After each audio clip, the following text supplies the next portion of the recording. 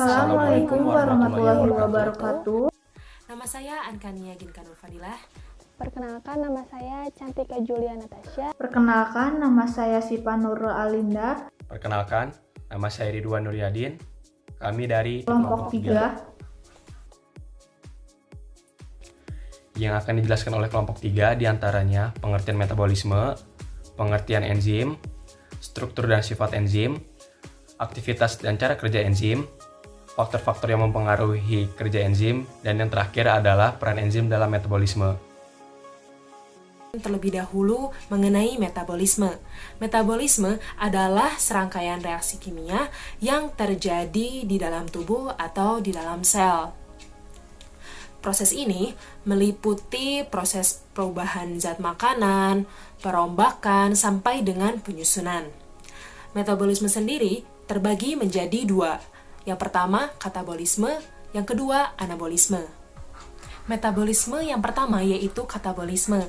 Katabolisme adalah proses perubahan senyawa kompleks menjadi senyawa sederhana. Contoh dari katabolisme ini adalah respirasi sel. Respirasi sel ada yang aerob dan anaerob. Dalam respirasi sel aerob terjadi perubahan zat yang kompleks, dalam hal ini yaitu glukosa, menjadi senyawa yang lebih sederhana yaitu karbon dioksida, uap air, dan energi dalam bentuk ATP. Nah, dalam proses respirasi ini terjadi pelepasan energi, sehingga reaksi ini disebut dengan reaksi eksergonik. Kemudian ada anabolisme. Anabolisme adalah proses sintesis atau proses pembentukan senyawa kompleks dari senyawa sederhana. Contoh dari anabolisme ini adalah fotosintesis yang terjadi pada tumbuhan yang mengandung klorofil, dan ada kemosintesis. Contoh dari kemosintesis adalah pembentukan sulfur oleh bakteri sulfur dan pembentukan nitrat oleh bakteri nitrat dan bakteri nitrit.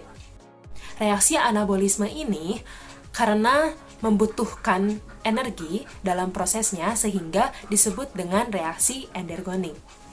Semua reaksi kimia yang terjadi dalam tubuh atau di dalam tubuh makhluk hidup, baik katabolisme atau anabolisme, membutuhkan enzim. Apa itu enzim? Enzim adalah senyawa kimia atau zat kimia pada makhluk hidup yang digunakan untuk mempercepat jalannya suatu reaksi dengan menurunkan energi aktivasi, atau biasa disebut dengan biokatalisator. Enzim merupakan senyawa protein yang memiliki berat molekul 10.000 sampai dengan 2 juta. Bagian-bagian yang dimiliki enzim adalah apoenzim yang merupakan polipeptida, kemudian gugus prostetik yang merupakan non-polipeptida atau yang bukan protein, dan gabungan dari keduanya adalah disebut holoenzim. Saya akan menjelaskan struktur enzim. Pada mulanya, enzim dianggap hanya terdiri dari protein, dan memang ada enzim yang ternyata hanya protein saja, seperti pepsin dan tripsin. Tetapi ada juga enzim-enzim selain protein. Komponen selain protein pada enzim dinamakan gugus prostetik. Koenzim dapat merupakan ion logam atau metal atau molekul organik yang dinamakan koenzim. Gabungan antara bagian protein enzim dan gugus prostetik dinamakan holoenzim. Nah, enzim yang memerlukan ion logam sebagai kofaktornya dinamakan metaloenzim. Ion logam ini berfungsi sebagai pusat katalis primer atau menjadi tempat untuk mengikat substrat dan sebagai stabilator supaya enzim tetap aktif. Enzim tersusun dari 3 komponen utama, yaitu komponen utama enzim adalah protein. Bagian enzim yang berupa protein disebut dengan apoenzim. Apoenzim juga sering disebut dengan istilah apoprotein. Kemudian yang kedua, komponen enzim yang bukan protein, yang sering disebut gugus prostetik. Gugus prostetik pada enzim juga dibagi menjadi 2 macam, yaitu koenzim dan kofaktor. Koenzim dan kofaktor terikat sangat kuat dan terikat pada ikatan kovalen dengan enzim. Koenzim sering juga disebut dengan kosubstrat atau substrat kedua. Koenzim memiliki berat molekul rendah. Koenzim stabil terhadap pemanasan. Koenzim terikat enzim secara non-kovalen. Koenzim berfungsi untuk mengangkut molekul-molekul kecil atau ion-ion, terutama H+, dari satu enzim ke enzim yang lain, misalnya yaitu NAD. Koenzim biasanya berupa vitamin B kompleks yang telah mengalami perubahan struktur. Sedangkan yang kofaktor yaitu gugus prostetik yang tersusun dari bahan anorganik yang disebut dengan kofaktor. Kofaktor dapat berubah struktur aktif site dan dibutuhkan oleh substrat untuk berikatan dengan aktif site.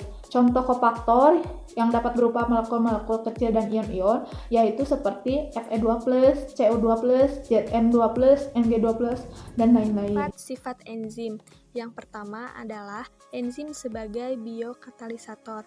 Enzim sebagai biokatalisator berguna untuk merubah kecepatan reaksi dengan cara menurunkan energi aktivitasnya. Meskipun dalam jumlah sedikit, enzim dapat mempercepat reaksi ribuan kali lipat.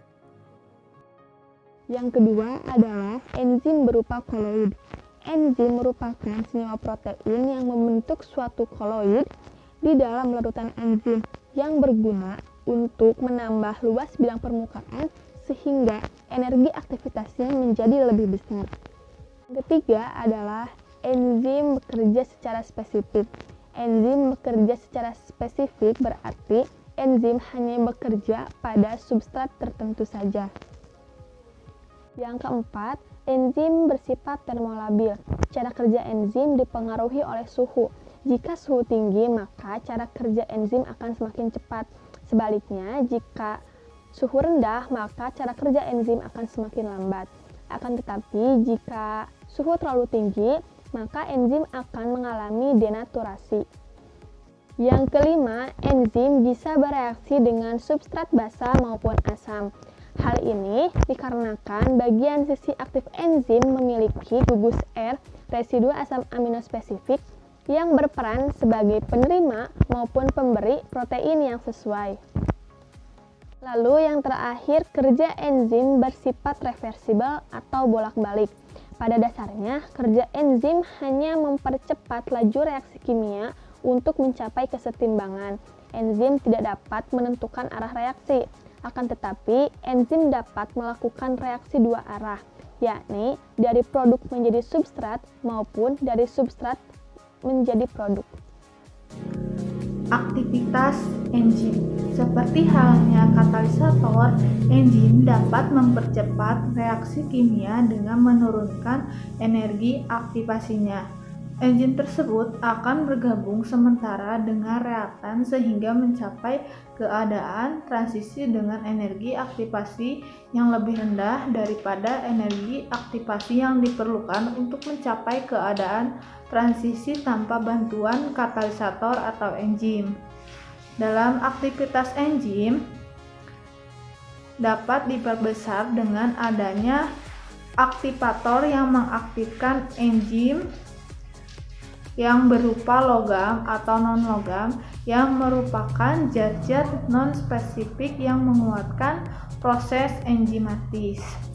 Pada umumnya, aktivator merupakan bahan tahan panas dan bermolekul relatif rendah. Materi selanjutnya yaitu cara kerja enzim. Telah diketahui bahwa sifat enzim itu bekerja secara spesifik. Artinya, enzim bekerja hanya pada satu reaksi saja, misalnya pada reaksi pengubahan amilum menjadi glukosa. Enzim yang berperan dalam reaksi tersebut adalah amilase. Enzim amilase hanya akan mengikat substrat berupa amilum, karena amilum merupakan substrat spesifik bagi enzim amilase.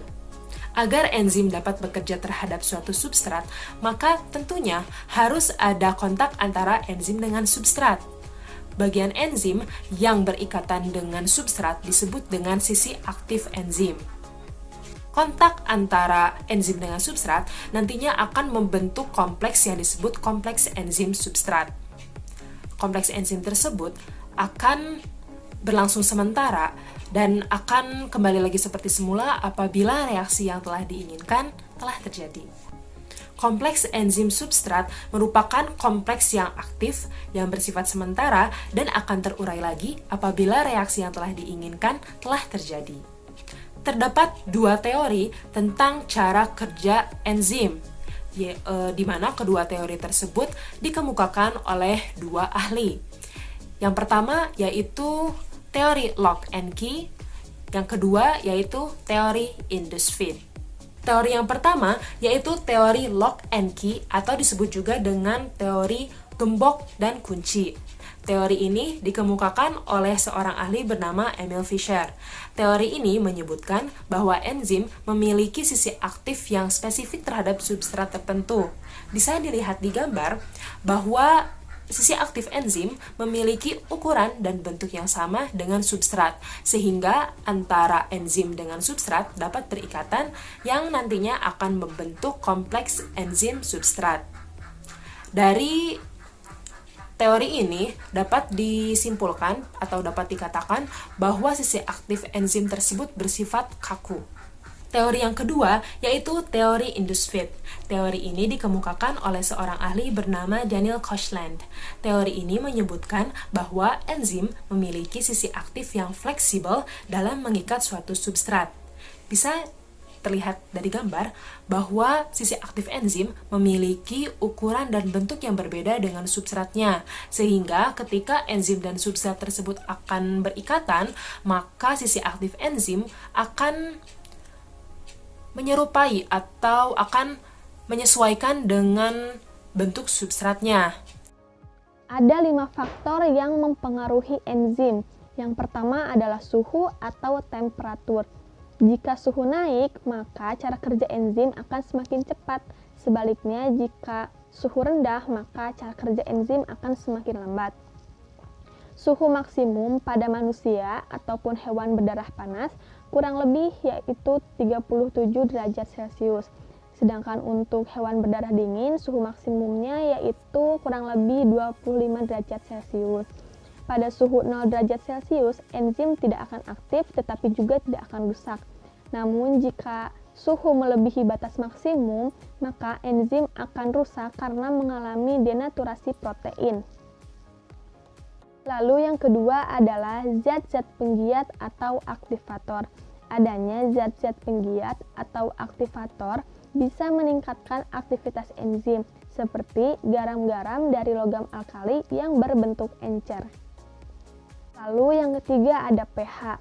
Enzim memiliki pH maksimum yang bersifat basa maupun asam. Pada umumnya, enzim pada manusia memiliki pH antara 6 sampai 8. Seperti enzim tripsin. Namun, ada juga enzim yang aktif dalam kondisi asam seperti enzim pepsin.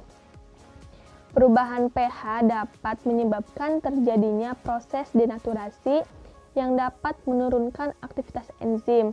Juga dapat mempengaruhi sisi aktif enzim untuk membentuk kompleks enzim substrat.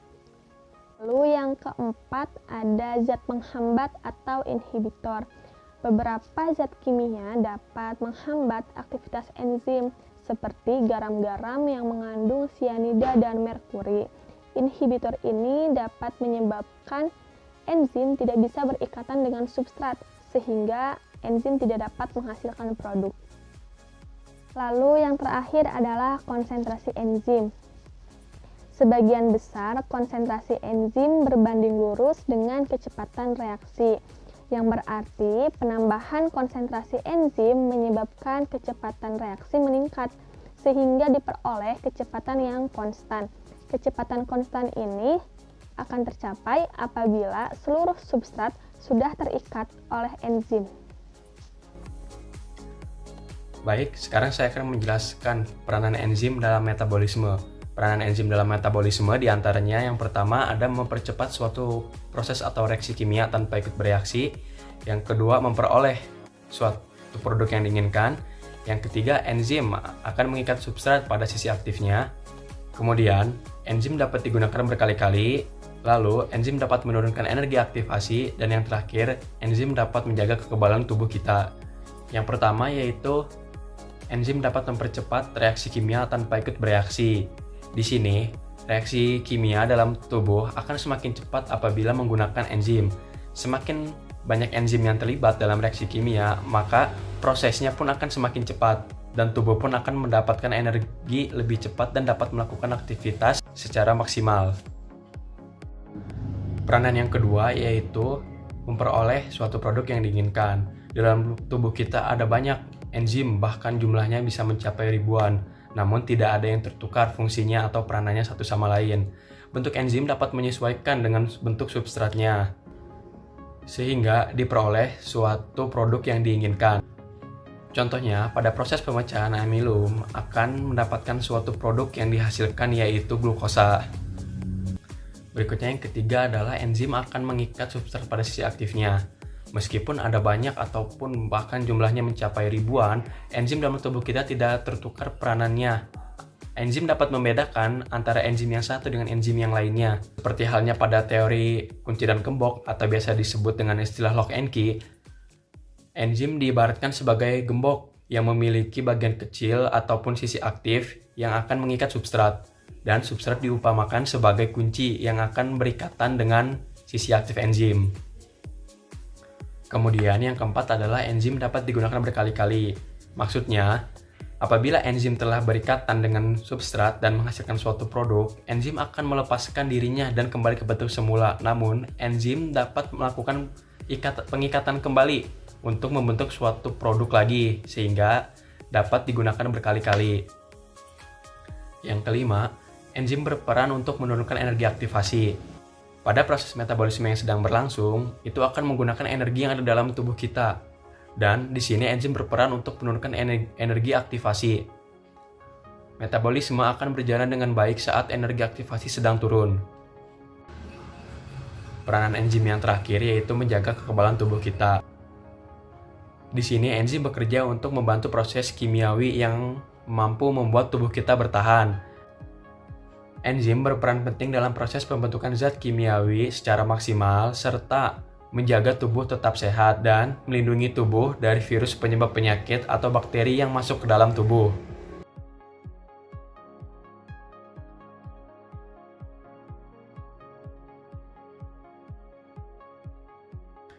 Sekian yang dapat kelompok 3 sampaikan. Mohon maaf atas segala kekurangan. Terima kasih telah menonton video kami. Wassalamualaikum warahmatullahi wabarakatuh.